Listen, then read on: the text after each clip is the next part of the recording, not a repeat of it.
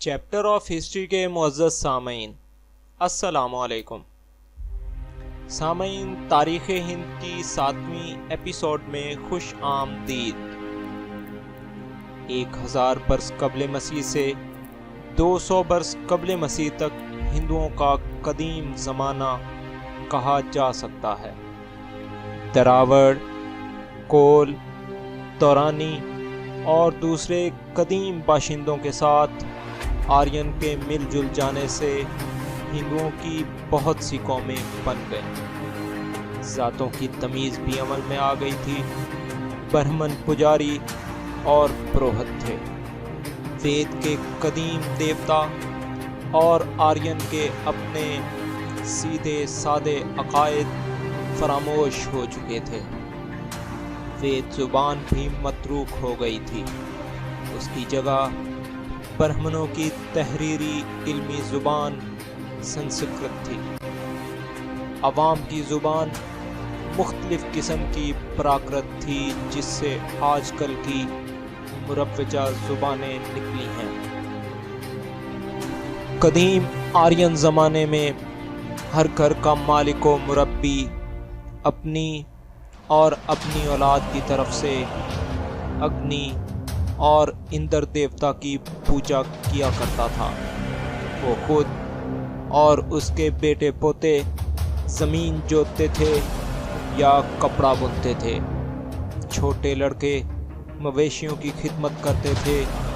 عورتیں دودھ دوہتی تھیں، چرخہ کاٹتی تھیں یا گھر کے اور دھندے کرتی تھیں۔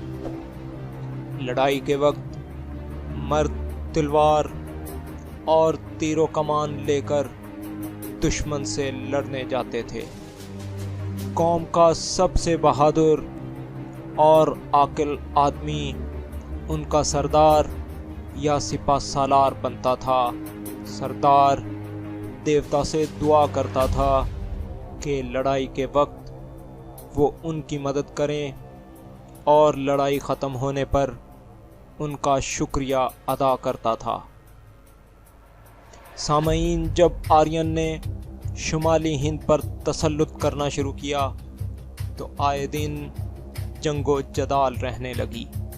خاندانوں کے بزرگوں اور قوم کے سرداروں کو اتنی فرصت نہ ملتی تھی کہ وہ وید کے منتر اور دیوتاؤں کی تعریفیں یاد کرتے۔ بس ہر قوم میں چند ایسے اشخاص مقرر کیے گئے جن کا فرض پوجا پاٹ کا کرانا تھا، اور اس کے سوا ان کے ذمے اور کوئی کام نہ تھا۔ رفتہ رفتہ قوم کے باقی افراد ان کو نہایت مقدس اور متبرک خیال کرنے لگے۔ ان کا ایک نیا فرقہ بن گیا جو برہمن کہلانے لگا۔ اس زمانے میں سرداروں اور ان کی سپاہ کو کھیتی باڑی یا کسی اور کام کی فرصت نہ ملتی تھی۔ بس قوم کے سب سے بہادر آدمی جنگ و جدال کے لیے مقرر کیے گئے۔ قوم کا سردار ان کا سپہ سالار ہوتا تھا اور راجا کہلاتا تھا۔ ہوتے ہوتے یہ بھی ایک جدا فرقہ ہو گیا اور کھشتری کہلانے لگا۔ مدت دراز تک کھشتری اور برہمن ہم پلہ اور ہم رتبہ رہے۔ آخر میں برہمن اول درجے پر ہوئے اور کھشتری دوم درجے پر۔ قوم کے باقی لوگ جو زمین کی کاشت کرتے تھے یا کپڑا بنتے تھے یا اور کام کرتے تھے، ویش کہلائے، اور یہ ہندی آرین کا تیسرا فرقہ تھا۔ سامعین، چوتھا فرقہ جو سب سے زیادہ تھا اسے شودر کہتے تھے۔ ان میں ان قدیم آرین کی اولاد شامل تھی جنہوں نے اصلی باشندوں کی عورتوں سے شادی کر لی تھی، اور وہ اصلی باشندے جو آرین کے ساتھ مل جل کر ایک ہو گئے تھے۔ جو وحشی قومیں آرین کے ساتھ نہ ملیں اور مغلوب ہوئیں، وہ غلامی کی حالت میں آ گئیں اور سب سے نیچی ذات قرار پائیں۔ یہ لوگ چنڈال کہلاتے تھے، ان کو بستیوں کے اندر رہنے کی اجازت نہیں تھی، اس لیے آبادی کے باہر جھونپڑیاں ڈال کر رہتے تھے۔ اس طرح ایک زمانے کے بعد وہ قوم بنی جس کو ہندو کہتے ہیں۔ اس کو اس صورت میں آئے ہوئے کم سے کم 3000 برس ہو گئے ہیں۔ ہندوؤں کے بہت سے گروہ تھے، ہر گروہ کا جدا راجا، جدا برہمن، جدا کھشتری، جدا ویش، جدا شودر اور جدا چنڈال تھے۔ بڑے بڑے شہر آباد ہوئے، مندر بن گئے، نئے نئے دیوتا کی پوجا ہونے لگی۔ ان پرانے شہروں میں ایک کاشی یا بنارس تھا۔ جو لوگ ایک ہی پیشہ کرتے تھے ان کی ایک علیحدہ ذات ہو گئی، ہوتے ہوتے سینکڑوں ذاتیں بن گئیں جو اب تک موجود ہیں۔ ایک ذات دوسری ذات کا کام کرنے کی مجاز نہیں ہے۔ ایک ذات کے لوگ نہ دوسری ذاتوں کے ساتھ کھاتے ہیں، نہ شادی کرتے ہیں۔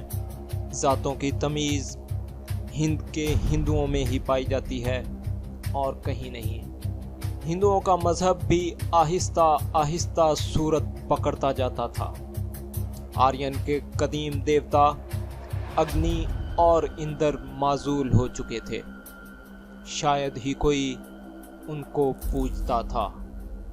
آرین اور اصلی باشندوں کے مذہبوں کے گڈمڈ ہونے سے جو نیا مذہب نکلا وہ ہندوؤں کا مذہب تھا۔ اس کے بڑے بڑے دیوتا برہما، وشنو اور شو قرار پائے۔ ان کے علاوہ اور بہت سے چھوٹے چھوٹے دیوتا تھے۔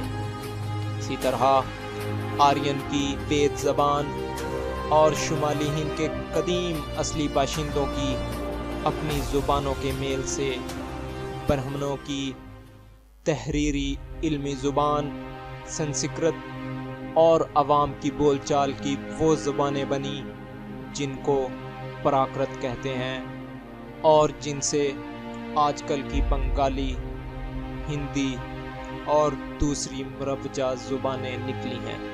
ہم نہیں کہہ سکتے کہ ذاتوں کی تمیز کے قائم ہونے میں کتنا عرصہ لگا، صرف اتنا جانتے ہیں کہ منو جی کے زمانے سے پہلے یہ سلسلہ مکمل ہو چکا تھا۔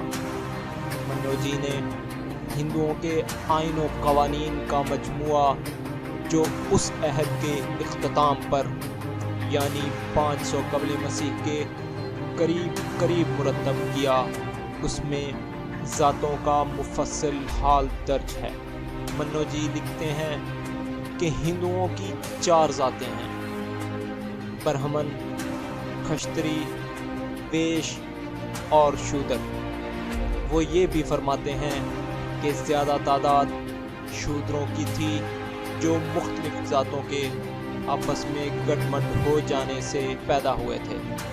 یہ 800 سال کا زمانہ 1000 قبل مسیح سے تقریباً 200 قبل مسیح تک ہندوؤں یا برہمنوں کا زمانہ کہا جا سکتا ہے، کیونکہ اس میں برہمنوں کا بڑا زور تھا۔